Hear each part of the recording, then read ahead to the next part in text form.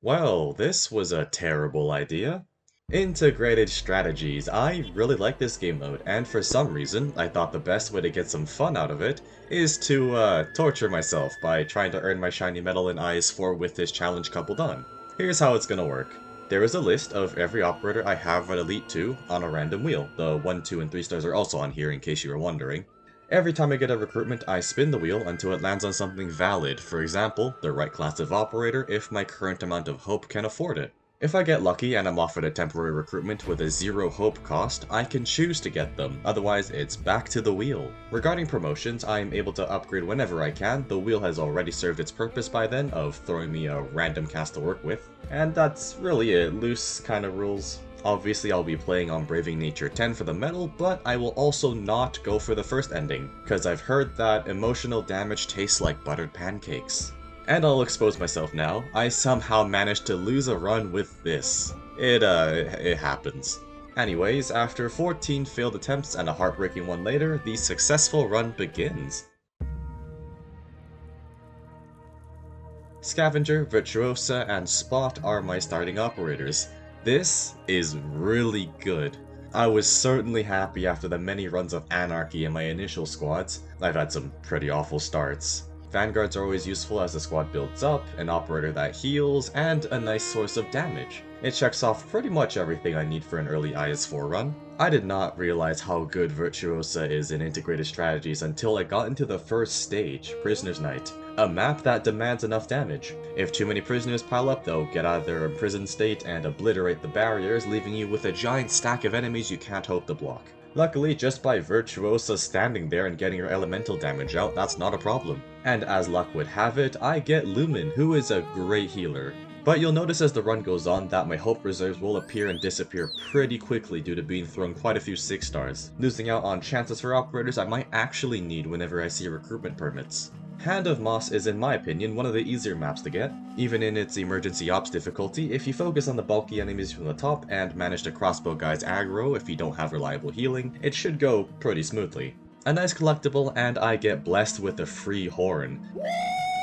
This means I won't need to rely on only Virtuosa for damage, which would have been concerning down the line. So when I thought about which squad I was going to take for this challenge, and for the majority of my attempts it was the Eternal Hunting squad, in order to avoid dealing with collapsal debuffs, did that to try and make up for the very random operators I get, but it's that very random that had prevented me from claiming enough perfect clears. The one you're seeing here on screen is the support squad, giving an extra bit of hope and ingots to start off with the idea of being able to have a stable enough team when I hit the shop, and gamble off for the selections, which in this case paid off massively, because I end 4-1 with an Elite 2 Virtuosa, Scavenger, and Lumen.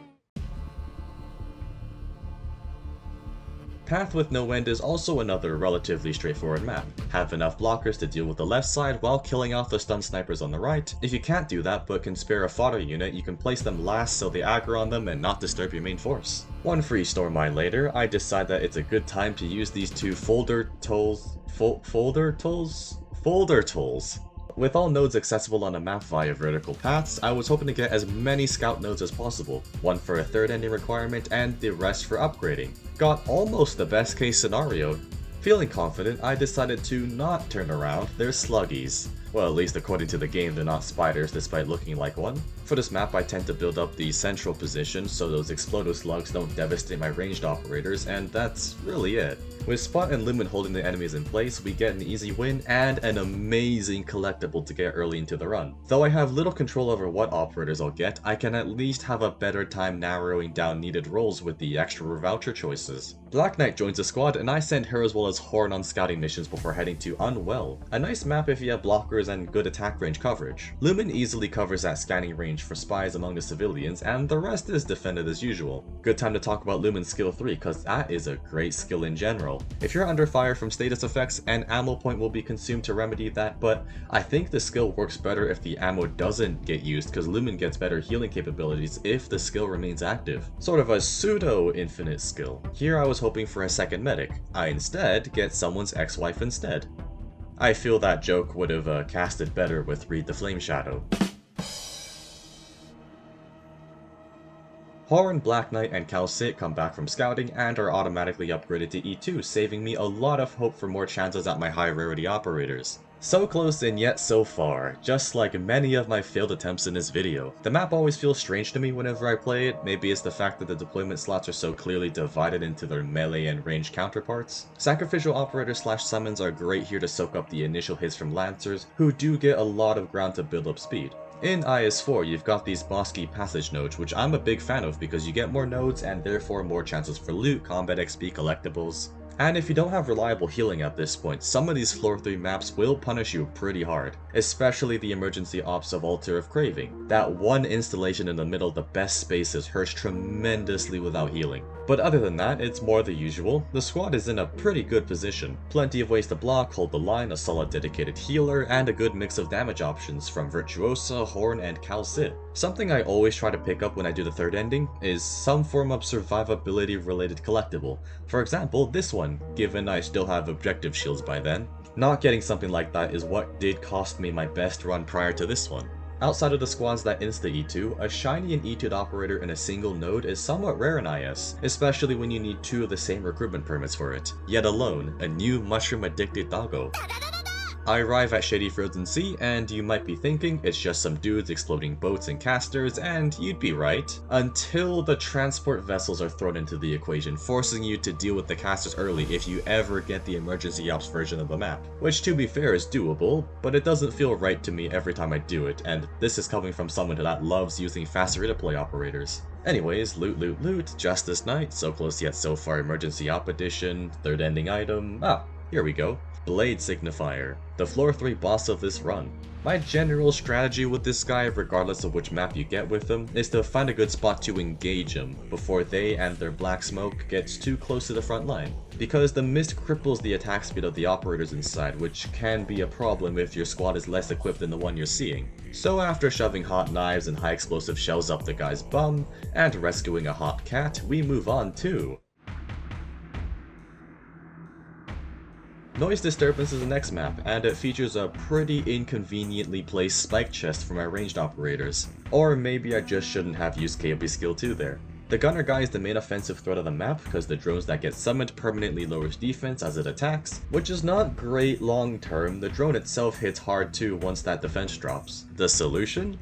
Dump Horn at the problem. The drone can't do damage if it's not summoned in the first place. As a reward, I receive Gavial and send Blaze out to cool the room down a bit, which leads us to defense substituting offense, which probably should be the opposite way around with these slow chomper guys hanging around that eat up the first ground operator it touches. Summons are pretty useful for soaking up these initial hits, good thing we have one. After another Noise Disturbance and closing my window, I complete another map, Noise Disturbance, and decide it's a good enough time to use some folder tools. I'm still struggling with the word even in editing. For combat collectibles, as I can reach any available combat node before the floor is done. Practical Test is a fun one, featuring hard to reach killer robots on the side there. I've usually seen 2 approaches to this map, either by getting rid of the enemies that activate the robots, or turtling up by the exit and taking on the fist bots. Went with the latter option, and was perfectly positioned for the camouflage bonus enemy, which Elysium made short work of by revealing him outright. Horn also gets a pretty big buff, as now she gains SP if she does any amount of damage, making skill 1 much more spammable. She also nuked most of the next map when paired with the SP support device beside her. In addition to that, we get the other best doggo, Tequila, who I will be putting to use against the floor 6 boss. At this point, I was feeling really confident with my squad, especially after the HP reducing item for quicker killing and a new Whisper Rain, so I've got some healing options. And oh hey, who dropped these ingots? Better spend these before someone finds out it's missing. Or will I? This item more or less guaranteed my victory in this run, the Golden Chalice. Incentivizes me to keep as many ingots as I can, especially when I've got just under 100 after purchasing the item. With more attack speed, my damage dealers hit more often, and I think more vitally, my medics give out heals faster. I did buy other things for medic class survivability and a quick Whisper Rain E2. I mean, we tear through floor 5. March of the Dead, let's hope Scavenger's wrists are okay. This is actually the only combat map I ran into, surprisingly straightforward considering the unusual layout. Get your best ranged operator and blockers out there for the upper side and dedicate less resources to the bottom, and just really manage your aggro when the launcher guy shows up. We're now near the end, Lofty Silverfrost, and I think you can assume how it went.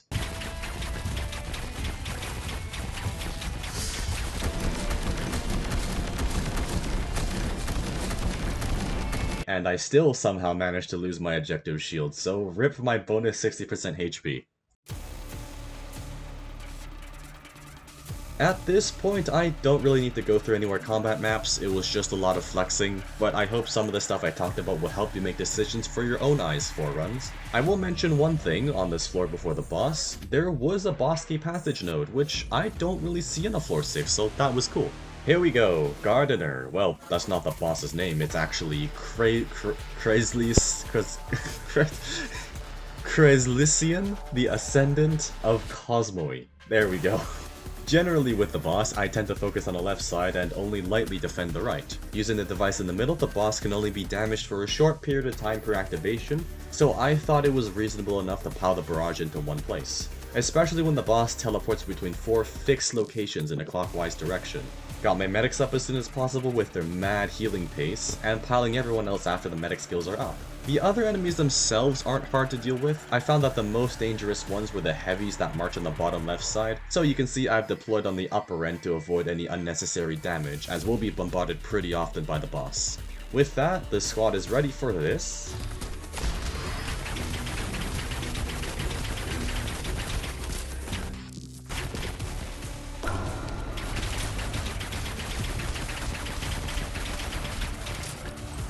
Followed by a little bit of this.